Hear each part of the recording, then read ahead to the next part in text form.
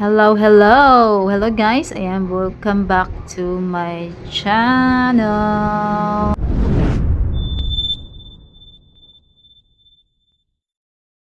Ayan, so hello guys, ayan, for today's video, na ako i-open na akong na-order sa TikTok. Na ako nakita man ni Agi sa ko ang TikTok ba, tas nag-order po kog ako. Kay kuan ni siya kanang power supply ba para sa kanang mod sa wifi. Kay gamit kayo ni siya kay kung sa inyong area pero may mag blackout, so gamit kayo ni kay dili na mapawong ang imong wifi kung imo na siya i-connect, imong isaksak ng imong wifi dira, mao na siya ang gamit ana. So gamit kayo na siya kay magamit na nimo siya hangtod sa 8 hours nimo siya magamit. Perfect kayo ni siya sa mga naka work from home, kay tuloy-tuloy ang inyong paggamit sa wifi ba, kay dili man siya mapawong kay 8 hours man nimo siya magamit.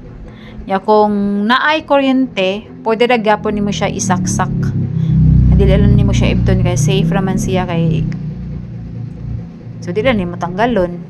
So kana siya maong kanang nailingin kana siya, mao na mo isaksak dito sa imong modem.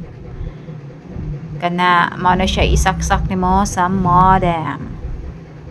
Tapos akatong usa sa outlet.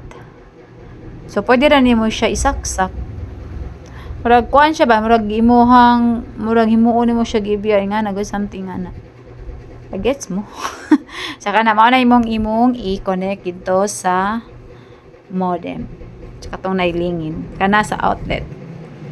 So, mao na siya. So diha nimo siya isaksak. Kana sa wifi man na gikan sa wifi na gikan sa wire sa wifi. Oo. Tapos tanggalon na nimo siya, ipulit nimo. Oh, diha nimo isaksak. Katong lingin akong gipakita ganina. Diha nimo isaksak.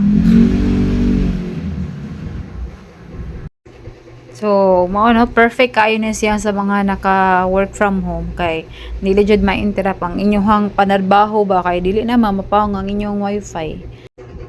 So, sa mga gustong mag-order ani, message lang ko kay ako i-share ang link para maka-order pud mo. Sa kato lang need jud kaayo ba. Wala ko nag-affiliate guys share lang ako kung gusto sa mo maka-order. So, that's it for today's video. And thank you so much for watching, and see you to my next vlog.